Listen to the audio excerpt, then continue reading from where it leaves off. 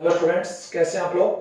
हमारा जो चैप्टर उत्सर्जन तंत्र हम लोग पढ़ रहे हैं उसके लास्ट जो दो यूनिट्स या दो जो टॉपिक्स बच गए थे हम लोग उनको डिस्कस करने जा रहे हैं। और ये आप लोगों को बता दूं कि इस बार जो आरबीसी और सीबीएसई दोनों में ही कोरोना गाइडलाइन के अनुसार आप लोगों का जो सिलेबस है काफ़ी कम कर दिया गया है।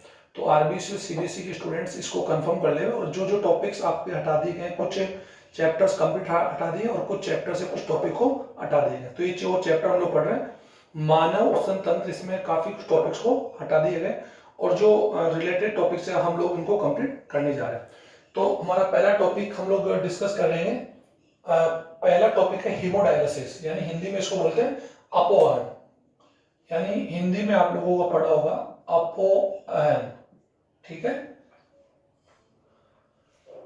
और किडनी ट्रांसप्लांट मतलब ये होता है कि यानी वृक्क का प्रत्यारोपण। तो हम लोग पहले एक एक करके हम लोग पढ़ते हैं हीमोडायलिसिस। तो स्टूडेंट्स मैं आपको थोड़ा डिस्कस कर दूं कि मानव शरीर के अंदर मानव शरीर के अंदर जो ब्लड में या उपापचय क्रियाओं से निर्मित जो अपशिष्ट पदार्थ होते हैं उनको बाहर निकालने के लिए उत्सर्जन तंत्र होता है। और उत्सर्जन तंत्र में प्रमुख जो उत्सर्जी अंग है वो हमारा किडनी है, फिर मूत्र वाहिनी है, मूत्राशय, मूत्रमार्ग हम लोग डिस्कस कर चुके हैं।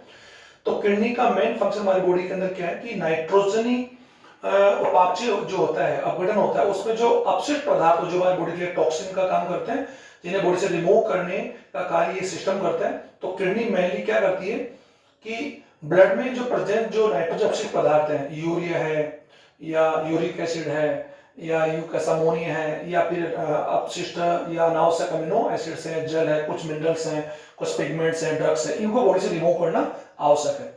तो जब हमारे शरीर के अंदर यानी कॉमन सी बात है कि जब किसी व्यक्ति के वृक्क की कार्य करने की क्षमता जब बढ़ जाती है तो डेफिनेटली उसके अंदर यूरिया की जो मात्रा, बेसिकली यूरिया की मात्रा की हम लोग बात करें तो 10 से 30 मिलीग्राम पर 100 ml ब्लड के अंदर इतनी यूरिया होती है। अगर इससे ज्यादा, अगर यूं कह सकते हैं कि अगर यूरिया की मात्रा ब्लड में सामान्य से 10 गुना बढ़ जाए या 10 टाइम बढ़ जाए, अप्रोक्सीमेटली 100 है या 150 है या 200 है, तो ऐसे कंडीशन उसके अंदर डीजी होता है जिसको होता है यूरेमिया। और ये कंडीशन यानी व्यक्ति के रक्त में जब यूरिया की मात्रा बढ़ जाती है तो क्रिएटिनिन है, यूरिक एसिड से अन्य जो पदार्थों की मात्रा बढ़ जाती है जो व्यक्ति कि आगे जाकर उसकी मृत्यु का कारण भी बन सकता है। तो ऐसे व्यक्ति जिन्हें यूरिमिक डिजीज है उनके लाइफ को कुछ समय के लिए बढ़ाने के लिए यानी कुछ समय के लिए सपोर्ट करने के लिए हम लोग 2 3 4 5 साल तक हम लोग उनकी लाइफ को बढ़ा सकते हैं।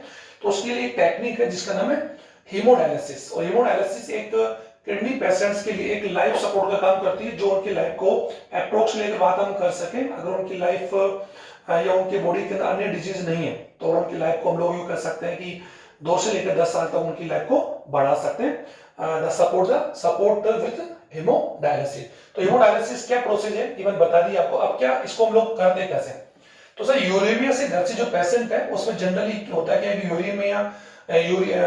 यूरिया है आदि अपशिष्ट पदार्थों को जब किडनी फिल्टर नहीं कर पाता है, तो किडनी फिल्टर नहीं करेगा यानी छानेगा नहीं, तो वो यूरिक एसिड आदि पदार्थ जो है वो रक्त में बने रहेंगे और रक्त में बनेंगे तो बॉडी के अन्य ऑर्गन्स को उनका टॉक्सिन या जहरीला प्रभाव पड़ेगा। तो उन पदार्थों को रिमूव करने के लिए एक्चुअली में क्या होता है कि कृत्रिम वृक्क यानी आर्टिफिशियल जो वृक्क है, जिसे हम लोग यहाँ पर मैं लिख रहा हूँ, एक कृत्रिम वृक्कों की यूज किया था। और ये कृत्रिम वृक्क एक हीमोडायलिसिस मशीन ही है। तो इसमें सबसे पहले क्या करते हैं कि जो यूरिया से ग्रसित व्यक्ति है उसके शरीर की धमनी से यानी उसके शरीर की मुख्य धमनी से रक्त को निकालकर, ये बहुत ही सिंपल बता रहा हूं, रक्त को निकाला जाता है, ओके। और निकालकर 0 डिग्री सेल्सियस पर उसको क्या करते हैं, ठंडा करते हैं। उस रक्त डेफिनेटली हम जानते हैं कि ब्लड में कोगुलेशन यानी स्कंदन की क्षमता पाई जाती है, लेकिन जब रक्त वायु के संपर्क में आता है तो रक्त जमने लगता है यानी यू का कोगुलेशन या उसका प्रोटीन बन जाती है। तो 0 डिग्री सेंटीग्रेड निकालकर उसको गर्म ठंडा करके उसमें हिपेरिन यानी उसका स्कंदन यानी कोगुलेशन या क्लोट नहीं हो तो हिपेरिन डालते हैं, यानी उसमें हिपेरिन मिलाकर उसे विशेष प्रकार की यू कह सकते हैं कि सेलफोन झिल्ली से आवृत यानी सेलफोन झिल्लियों से आवृत एक उपकरण होता है सर, उसी उपकरण को बोलते हैं कृत्रिम वृक्क यानी डायलिसिस मशीन बोलते हैं। तो इसके अंदर एक इस प्रकार का सिस्टम होता है, आप इसको समझेंगे, यानी उसके अंदर सेलफोन झिल्ली से निर्मित या आवृत कुछ नलियां होती है यानी ट्यूब्स होती है। इन ट्यूब्स के बीच में एक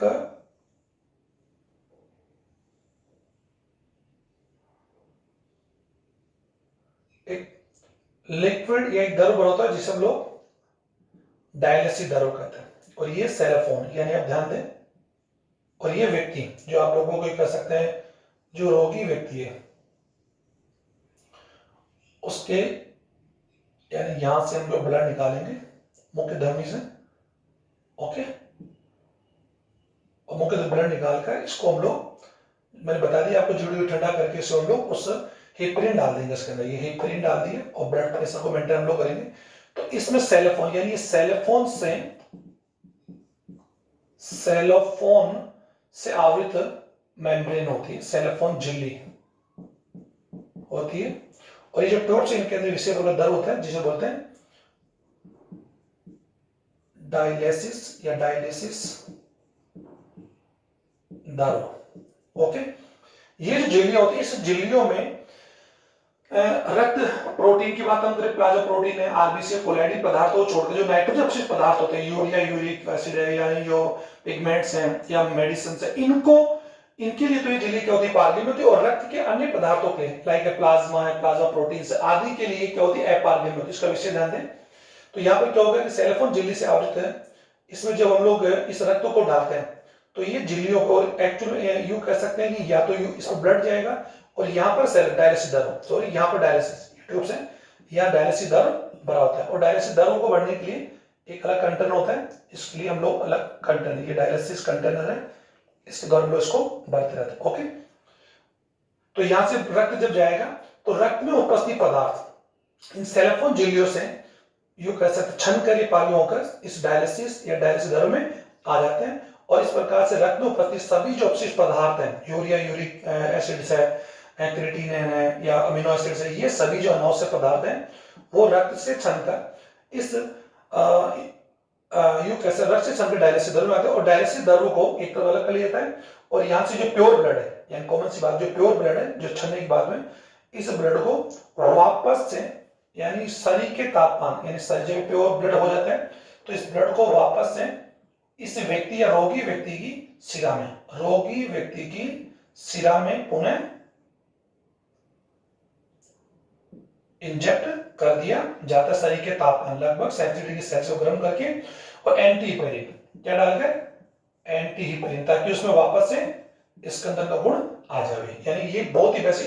और जो डायलिसिस दर है उसे अलग से अलग कर दिया जाता है, या जो डायलिसिस दर होगा उसे अलग कर दिया जाता है, सिंपल सी बात है, उसे अलग कर दिया जाता है, अलग एक कंटेनर में बढ़ लिया जाता है। इस प्रकार से इस डायलिसिस प्रोसेस के द्वारा हम किसी यूरेमिया रोग से ग्रसित व्यक्ति के रक्त में उपस्थित अपशिष्ट पदार्थों को कृत्रिम व्रत, यानी हीमोडायलिसिस एक मशीन है जिसे हम कृत्रिम या आर्टिफिशियल किडनी की संख्या दे सकते हैं, उनकी सहायता से रक्त में उपस्थित नाइट्रोजन अपशिष्ट पदार्थों को और अन्य अनावश्यक जो पदार्थ है उनको छानकर या रिमूव करके पुनः रक्त को उस व्यक्ति को इंजेक्ट कर दिया जाता है। यानी ये एक रेगुलर प्रोसेस है, यानी एक तरफ से ब्लड निकलता है, एक तो ब्लड फिल्टर्ड होकर छड़ता रहता है। इस प्रकार से ये 3 से 4 घंटे का एक प्रोसेस होता है जिसमें हम यूरेमिया रोग से ग्रसित व्यक्ति को कुछ समय के लिए, यानी मैंने बता दिया कि 2 to 10 2 से 10 साल तक हम उसकी एज को बढ़ा सकते हैं रेगुलर डायलिसिस करके। इस प्रकार ये बहुत ही मेडिकल साइंस की बेहतरीन टेक्निक है जो आप लोगों के कोर्स में भी आ सकती है। क्वेश्चन इस प्रकार अटेम्प्ट होगा कि हीमोडायलिसिस तकनीक का वर्णन कीजिए।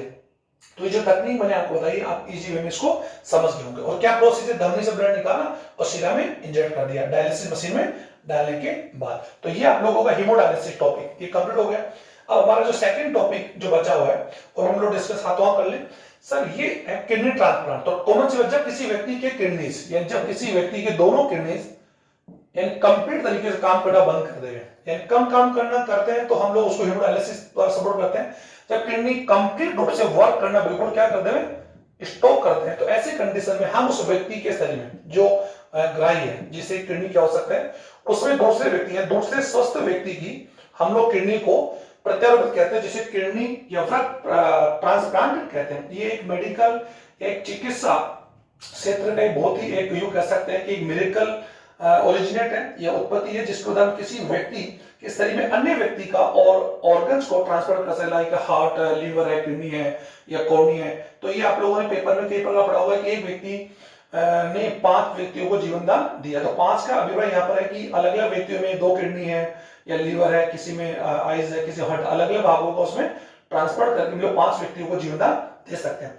तो किडनी ट्रांसप्लांट का एक जो तरीका मैं बता दिया कि स्वस्थ व्यक्ति भी, क्योंकि एक व्यक्ति में 2 किडनीज होती है, तो अगर एक किडनी बिल्कुल काम करना बंद कर देवे तो हम उस व्यक्ति में उसके ही परिवार के या उसकी बॉडी सेम यानी सबसे उसी के समान रक्त या ऊतक समूह की समान ऊतक समूह वाले किडनी को ट्रांसप्लांट कर सकते हैं। तो इसमें सबसे बड़ी सावधानी क्या रखी जाती है कि हम जानते हैं कि हर व्यक्ति का इम्यूनिटी सिस्टम यानी प्रतिरक्षा तंत्र जो है, यानी प्रतिरक्षा जो तंत्र है, ये हर व्यक्ति का क्या होता है, अलग होता है। और हमारा प्रतिरक्षा तंत्र अपने पहले सिद्धांत पर काम करता है। मतलब हर व्यक्ति का प्रतिरक्षी तंत्र शरीर के स्वयं के ऊतक और अंगों को पहचानता है और साथ ही उसमें बाहरी अंगों को, बाहरी पदार्थों को पहचानने गुण भी होता है। अतः हर व्यक्ति का प्रतिरक्षी तंत्र बाहरी पदार्थ को, ऑर्गन को, कोशिका को, एंटीजन आदि को क्या करता है, पराया मानकर एक्सेप्ट नहीं करता, यानी स्वीकार नहीं करता और उसे नष्ट करता है। तो किसी भी अंग का प्रत्यारोपण में या ट्रांसप्लांट में सबसे अहम भूमिका होती है कि ग्राही और दाता, जिसको हम लोग यू कैसे ब्लड डोनेट, ब्लड दे रहे हैं या किडनी ट्रांसप्लांट कर रहे हैं, हार्ट ट्रांसप्लांट कर रहे हैं, तो ग्राही और दाता दोनों का उत्तक संयोजक है। इन दोनों के जो प्रतिरक्षी तंत्र जो है समान होना चाहिए, ब्लड ग्रुप एक होना चाहिए अगर व्यक्ति को। इसीलिए किसी भी अंग का प्रत्यारोपण परिवार के, यानी यो कह सकते हैं कि परिवार के ही सदस्यों के द्वारा ट्रांसप्लांट करवाया जाता है, वो भी किडनी या दोनों दाता और ग्राही, डोनर और जो रिसेप्टर, दोनों जो रिसेप्टर है दोनों का ब्लड ग्रुप एक हो और दोनों के उत्तक से टिश्यू जो कॉम्प्लेक्स है वो क्या होना चाहिए, सेम होना चाहिए। और अगर ऐसी कंडीशन नहीं होती है तो हम लोग ग्राही व्यक्ति को एक विशेष प्रकार के यूं कह सकते हैं प्रतिरक्षण तंत्र को इनहिबिट करने के इंजेक्शन या मेडिसिन देकर प्रतिरक्षी तंत्र को निष्क्रिय या संदमन करके उसे दाता ऑर्गन का ट्रांसफर किया जाता है। तो सबसे इसमें दोहरा ये है कि किसी भी अंग का जब ट्रांसप्लांट हम करते हैं तो डोनर और जो यूं कह सकते हैं कि जो रिसीवर है यानी एक्सेप्टर है, उन दोनों का ब्लड ग्रुप और उत्तकों की संयोजकता सेम होनी चाहिए ताकि दाता अंग को ग्राही शरीर एक्सेप्ट कर सके, स्वीकार कर सके। अगर ऐसा नहीं होगा तो अंग प्रत्यारोपण के बाद भी दाता शरीर उस अंग को स्वीकार नहीं करेगा और उस व्यक्ति की मृत्यु हो सकती है। तो ऐसे में थोड़ा बहुत ही सावधान रखने की आवश्यकता है। तो ये आप लोगों के दोनों टॉपिक बता दिए कि वृक्क प्रत्यारोपण की आवश्यकता जब पड़ती है जब व्यक्ति के दोनों किडनीज कंप्लीट काम करना बंद कर दें, तो उसकी व्यक्ति को सेव करने के लिए किसी स्वस्थ व्यक्ति के किडनी को या किसी मृत व्यक्ति जिसकी डेथ या उसके ब्रेन डेड हुई हो तो उसके भी हम लोग निर्धारित समय का मतलब होता है कि लगभग 2 से लेकर 18 घंटे के बीच में हम लोग किसी भी और अलग अलग ऑर्गन का एक अलग अलग टाइम पीरियड होता है। क्योंकि किसी व्यक्ति की जब डेथ होती है तो डेथ में देखा जाता है कि उस व्यक्ति के शरीर के सभी अंग एक साथ यूं कह सकते काम करना बंद नहीं करते, तो एक निश्चित समय अवधि के आधार पर हम लोग किसी अंगों का हम प्रत्यारोपण स्वस्थ व्यक्ति में कर सकते हैं। तो ये आप लोगों के 2 टॉपिक हो गए। अब इस एक टॉपिक छोटा सा मेरे से रह गया स्टूडेंट कि जब हम लोगों ने मूत्र निर्माण की क्रिया पढ़ी थी तो वहां पर हमने पढ़ा था कि मूत्र निर्माण का पहला चरण है अल्ट्रा फिल्ट्रेशन, परा निस्यंदन, और दूसरा है सेलेक्टिव रीएब्जॉर्प्शन। तो मैंने आपको बता दिया था कि अवशोषण का मतलब होता है कि प्राणिस्पंद क्रिया के दौरान उपयोगी पदार्थ भी निश्चन के साथ छनकर जब आ जाते हैं कॉमन से बोमन सपोर्ट में, तो उन उपयोगी पदार्थों का निश्चन यानी फिल्ट्रेट या वृक्क नलिका से पुनः रक्त में पहुंचने की क्रिया को अवशोषण कहते हैं। तो जिन पदार्थों का अवशोषण या पुनः अवशोषण होता है उनकी निश्चित सांद्रता होती है और उसी मान को हम लोग दहली मान बोलते हैं, दहली मान, ध्यान दें। और ये दहली मान उन पदार्थों यानी एक्चुअल में कौन से पदार्थों के लिए, वृक्क है, वृक्क यानी किडनी की नेफ्रॉन के अंदर। तो वृक्क के दहली मान का अभिप्राय यहां पर है कि किसी पदार्थ की वह अधिकतम सांद्रता जो निश्चन से यानी रक्त में उपस्थित उन पदार्थों की अधिकतम सांद्रता जो निश्चन या फिल्ट्रेट में से अवशोषण कर लिए जाए। यानी कॉमन सी बात है कि वृक्क के दहली मान यहां पर एक्चुअल में उन पदार्थों की सांद्रता ली जा रही है, यानी किसी भी व्यक्ति के रक्त में उपस्थित है पदार्थों की वह अधिकतम सांद्रता जिनका निश्चन या फिल्ट्रेट में से अवशोषण कर लिया जाए। यानी एक अधिकतम सांद्रता का अभिप्राय एक निश्चित सांद्रता, उससे अगर कम या ज्यादा होती है तो उसके आधार पर ये जो अवशोषण क्रिया प्रभावित होती है। तो दहली मान के आधार पर पदार्थों को यानी जो रक्त में स्पेशली, और मैंने बता दिया कि रक्त में आवश्यक पदार्थ परानिषेधन क्रिया के दौरान छन कर फिल्ट्रेट में आ जाते हैं, बोमन संप्रोट में आ जाते हैं और रक्त नलिका में आगे मूव करते हैं। अगर उनका अवशोषण नहीं होगा तो हम हमारे शरीर में मूत्र के साथ साथ अनुपयोगी पदार्थों के साथ उपयोगी पदार्थों का विसर्जन कर सकते हैं, जो शरीर के लिए बड़ा ही हानिकारक होता है। लेकिन ऐसा नहीं हो, इसीलिए परानिषेधन क्रिया के बाद में सिलेक्टिव यानी चयनात्मक पदार्थों का पुनः निश्चय से, फिल्ट्रेट छने हुए पदार्थ से पुनः रक्त द्वारा अवशोषण किया जाए। तो किसी पदार्थ का रक्त में अवशोषण होने से पहले रक्त में उन पदार्थों का एक अधिकतम सांद्रता या मान होती है जिसे हम लोग दहली मान कहते हैं। इसके आधार पर पदार्थों को हम लोग तीन भाग बांट सकते हैं। पहला उच्च यानी हाई, उच्च दहली पदार्थ। ये उच्च दहली पदार्थ यूं कह सकते हैं वे पदार्थ जिनका निश्चय से, फिल्ट्रेट से अधिकतम अवशोषण होता है, यानी उच्च सांद्रता मतलब अधिकतम यानी 100%। कितना परसेंट? 100 निश्चय में उपस्थित हुए पदार्थ। और ये चीज आप लोगों के समझ में आई रही होगी, ऐसी बात नहीं है कि अल्ट्रा फिल्ट्रेशन प्रोसेस द्वारा ये बोमन संप्रोट है, ये यहाँ पर हम जानते हैं ये ग्लोमेरुलस है, और ये अभिवाही धमनी का है, और ये तो हम लोग पढ़ चुके हैं। तो यहाँ पर जो पदार्थ छल के नीचे आएंगे इसे बोलते हैं फिल्ट्रेट, ग्लोमेरुलस फिल्ट्रेट बोलते हैं। ओके, और यही इधर आकर ये कह सकते हैं, हम लोग जानते हैं यही आगे परिनलिका बना लेती है। तो मैं ज्यादा ना लंबा इतना समझा दूं, तो यहाँ तो रक्त है और यहाँ पर कौन है? फिल्ट्रेट है। तो इन्हीं पदार्थों का एक्चुअल में आदान प्रदान होता है। तो एक्चुअल में यूं कह सकते हैं निश्चय से जो पदार्थ रक्त में जा रहे हैं उन पदार्थों का रक्त में भी एक्चुअल रक्त में उपस्थित होते हैं। तो दोनों तरफ पदार्थों की सांद्रता इस प्रकार होती है कि वे पदार्थ जो निश्चय से रक्त में, निश्चय यानी ये फिल्ट्रेट है और ये आपका कौन है? ब्लड है। तो ये छड़ने में आगे थे। तो इन उपयोगी पदार्थ निश्चय से ब्लड में जिनका 100% अवशोषण हो उन्हें बोलते हैं उच्च दहली पदार्थ, जिनमें हम लोग बात करते हैं ग्लूकोज की बात हम करें, अमीनो एसिड्स की बात हम करें, विटामिन की बात हम लोग करें, ये वो पदार्थ हैं जिनका 100% अवशोषण होता है। दूसरा निम्न यानी लो थ्रेशोल्ड पदार्थ, दहली पदार्थ, वे पदार्थ जिनका निश्चय से रक्त द्वारा शरीर की आवश्यकता के अनुसार कम ज्यादा अवशोषण होता है, शरीर की आवश्यकता के अनुसार। जैसे जल की बात हम करें, में जल आता है, मिनरल्स की बात हम लोग करें, आप समझ होंगे मिनरल्स है, तो ये कुछ अमीनो एसिड्स है। तो यानी ये वो पदार्थ जिनकी आवश्यकता के अनुसार कुछ मेडिसिन भी हो सकती है, यानी जिनका अवशोषण कम मात्रा में भी होता है और शरीर की आवश्यकता के अनुसार कभी ज्यादा तो कभी कम। अगर हम लोग ज्यादा लिक्विड पदार्थ पीते हैं तो पानी का अवशोषण अगर बात होगी कम मात्रा में होगा, क्योंकि ज्यादा हमने अमाउंट पी लिया। अगर पानी मात्रा कम है तो हमारा पानी का अवशोषण यहाँ पर क्या होगा? कम मात्रा में, ज्यादा मात्रा, दोनों में। अगर ज्यादा है तो ज्यादा हो, कम है तो कम। तो आप समझ गए होंगे। तो निम्न दहली पदार्थ जिनका शरीर की आवश्यकता अनुसार अवशोषण घटता और बढ़ता रहता है। थर्ड वन की बात हम करें, थर्ड पदार्थ है अदहली पदार्थ।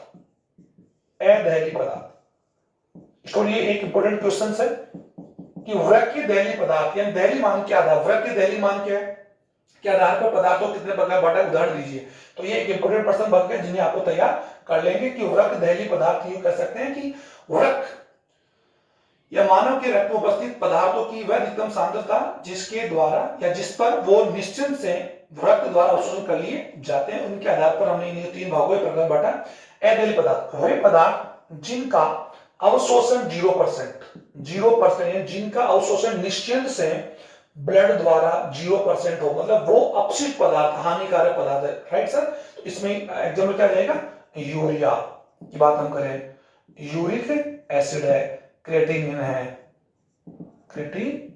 ओके, तो ये वो पदार्थ है या कुछ पिगमेंट्स, ये पदार्थ है जिनका अवशोषण यूं कह सकते हैं 0% होता है, अदहली पदार्थ। तो ये तीन प्रकार पदार्थ हम छोड़ गए थे, तो ये भी क्वेश्चन आप लोगों के लिए इंपॉर्टेंट हो सकता है। तो इस प्रकार ये चैप्टर आप लोगों का पूरा कंप्लीट हो चुका है। इस चैप्टर में हम लोगों ने जितने टॉपिक्स हैं हम लोग कंप्लीट कर लिए। अब आप लोग सभी स्टूडेंट से एक मेरा अनुरोध है कि आप इस चैप्टर के साथ साथ पहले भी पढ़ाई के जो चैप्टर्स हैं, क्योंकि लॉकडाउन के दौरान हमारी क्लास रेगुलर रही है उस समय को छोड़कर, तो अप्रोक्स इस बार हमारे 26 या 28 चैप्टर रह गए, 42 चैप्टर से घटाकर। तो उन चैप्टर्स में जो यूनिट्स या जो टॉपिक्स या चैप्टर जो बचे हैं वो हम लोग यूं कह सकते हैं कि नेक्स्ट मंथ या नेक्स्ट वीक तक हम लोग कंप्लीट कर लेंगे। लेकिन जो वीडियोज या जो चैप्टर्स कंप्लीट करवा दिए गए उनके सभी जो वन वर्ड टाइप के क्वेश्चन है, लघु क्वेश्चन है, अति लघुरात्मक क्वेश्चन है या यो निबंधात्मक क्वेश्चन, उनको आप तैयार कर लेवे। Thank you very much.